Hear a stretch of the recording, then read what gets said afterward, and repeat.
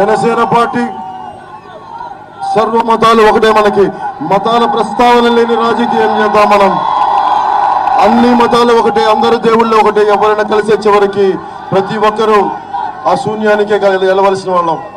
ఈ రోజున ముఖ్యమంత్రి గారు సెంటర్ రాస్తున్నారు మా వాళ్ళకు కూడా.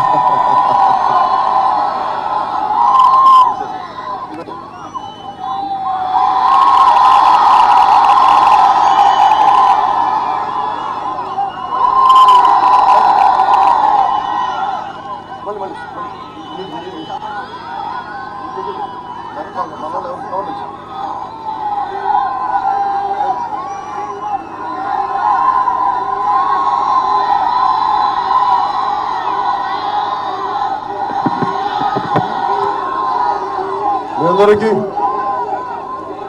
పోయినసారి విజయనగరం వచ్చినప్పుడు 2009లో నాకు మాట్లాడే అవకాశం కల్పించలేదు. ఈసారి నాకు మాట్లాడే అవకాశం కల్పించారు మీరు. నాకు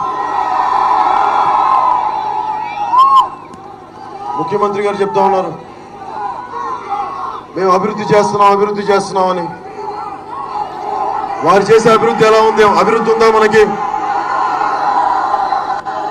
నేతి బీరకాయలో నెయ్యి ఎంత ఉండదో అవి ముఖ్యమంత్రి గారి చేసే అభివృద్ధిలో అంతే వృద్ధి ఉంది, అంతకుమించి ఏమీ లేదు.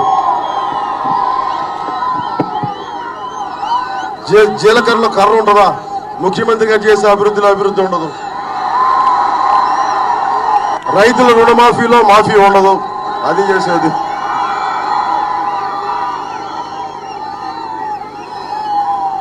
నేను ఇంత వర్షంలో కూడా మీరింత నాకు ప్రేమగా తడుస్తూ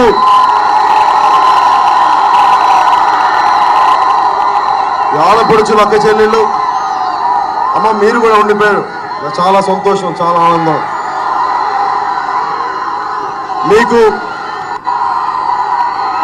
మీ భద్రతే నాకు ముఖ్యం, మీ బాగే నాకు ముఖ్యం, ఆడపడుచులు బాగే నాకు ముఖ్యం.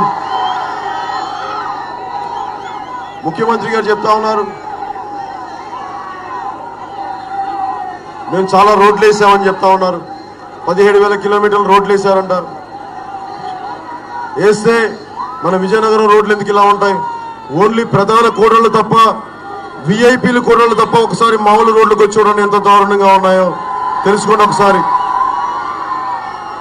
నేను ఏదన్నా అంటే ముఖ్యమంత్రి గారు అబ్బాయి లోకేష్ గారికి నా మీద చాలా కోపం వస్తా ఉంది. నేనేం చేయను? నేను మీ ప్రభుత్వాన్ని నిలబెట్టిన వాడినండి.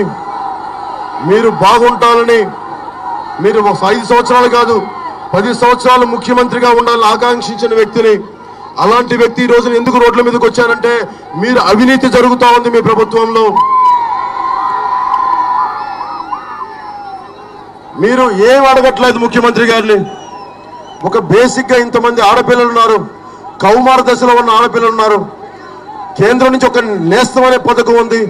కనీసం అది సవ్యంగా ఆడపిల్లకి వెళ్తుందా లేదా అనేది వాళ్ళ తల్లిదండ్రుల్ని, ఆ ఆడపిల్లల్ని అడగండి. మీరేంటి అభివృద్ధి గురించి మాట్లాడతారు మా దగ్గర?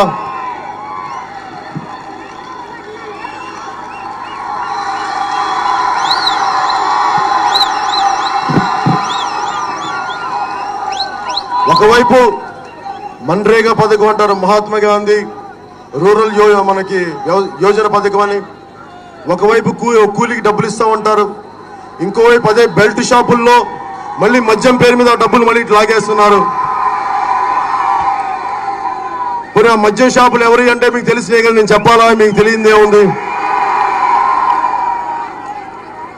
మరి ఈ రోజున ఇక్కడున్న స్థానిక పెద్ద నాయకులందరికీ వారికి నిజంగా ఇష్టం ఉంటే మరి పెట్టుబడులు ఇక్కడ పెట్టచ్చు కదా. మరి వాళ్ళు తీసుకెళ్లి తెలంగాణ నాయకులతో కేబుల్ వ్యాపారాల్లో పెట్టుబడులు పెడతా ఉన్నారు. వాళ్ళు అక్కడికి వచ్చి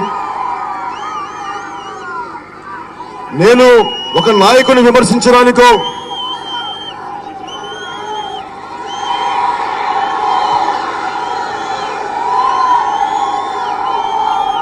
వాళ్ళ లోపల రమ్మని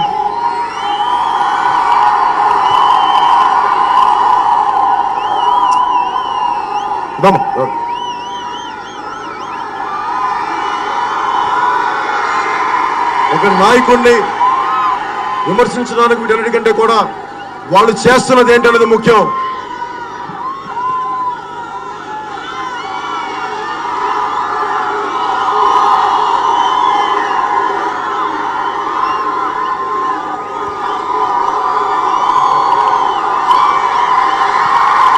చెప్పండి.